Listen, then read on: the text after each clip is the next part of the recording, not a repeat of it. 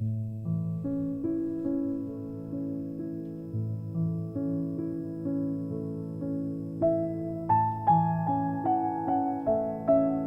guys, just starting off the morning with a bit of tea and some light breakfast.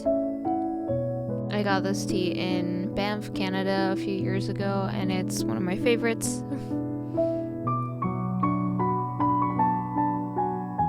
Yeah, I'm not typically a morning person, but my insomnia makes me a morning person sometimes when I fall asleep at 12 and wake up at 3 a.m.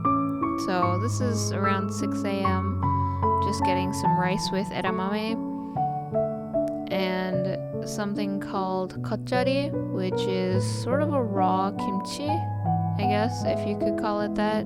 It's made with basically the same ingredients, but you can eat it right away instead of fermenting it like kimchi. But yeah, 10 out of 10, highly recommend.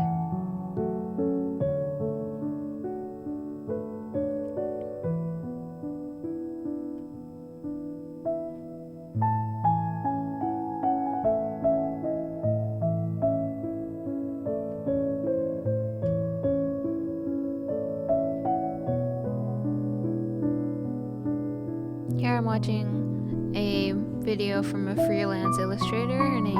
She goes by Apple Cheeks. She's one of my inspirations for attempting to or aspiring to go freelance. Yeah, she makes very, very cute art.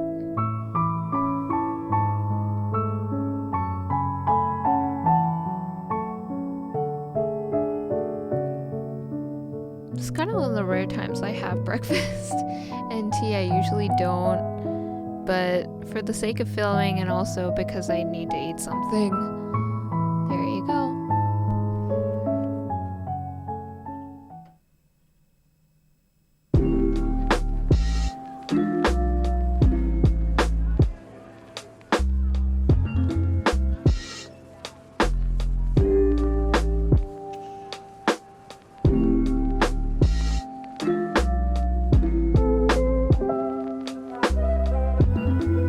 Here are the materials for kind of this project. Yeah, so there's a lot easier ways to do this probably than just tracing it, but I used what I had while in Zoom class, so yep.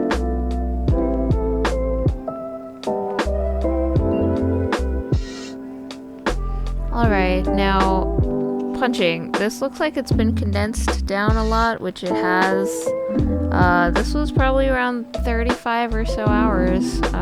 The whole project with 3 pieces probably took around 70, I'd hazard a guess. Yeah, it's a lot of back and forth, cutting yarn and potentially inhaling yarn fibers.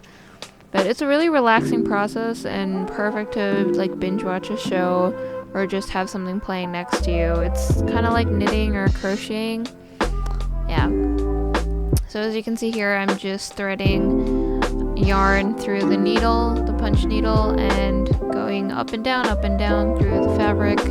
And it'll create these loops on the other side that actually hold because of the tension that the textiles create or the yarn creates. So it's really interesting because it holds together usually. You can glue it afterward, but if it's not in like heavy foot traffic or anything, then usually you can just leave it. Yeah, so I'm just going in and filling all the little patterns and parts of the pattern. Yep, basically. Yeah, keep punching. I basically made these too complicated. You usually want to have a much simpler pattern for projects like these because the yarn is going to dull the lines a lot because there's loops and it's kind of harder to control, especially when you have that much yarn or that thickness of yarn. I used anywhere from 4 to 5, I think, weight, which is relatively bulky. So yeah, you definitely don't do what I did and make too complicated of a pattern, but I decided to do that for all 3, so that's on me.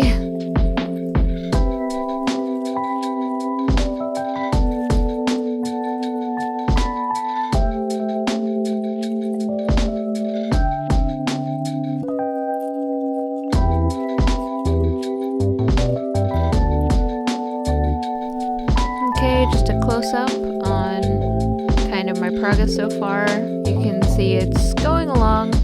I'm just filling out things bit by bit, just making sure that the yarn is packed tightly but not too tightly, but also not so that there will be gaps in either side. Because I'm intending this to be an art piece more than a rug, I kind of need to make sure that both sides are kind of presentable at the very least.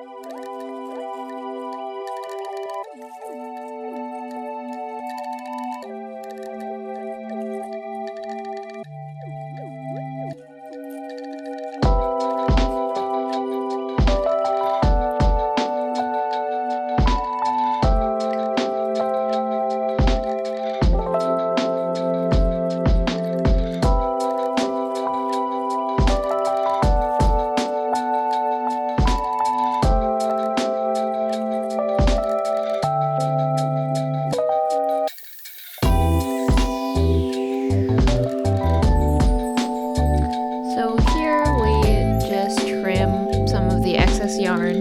That's a lot of what happens during the punch needling process, is just trimming the excess.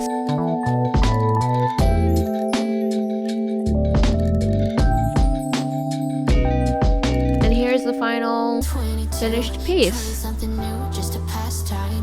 don't think that we ever could work this out. None of it makes sense. There's no reason why I still fall back to you.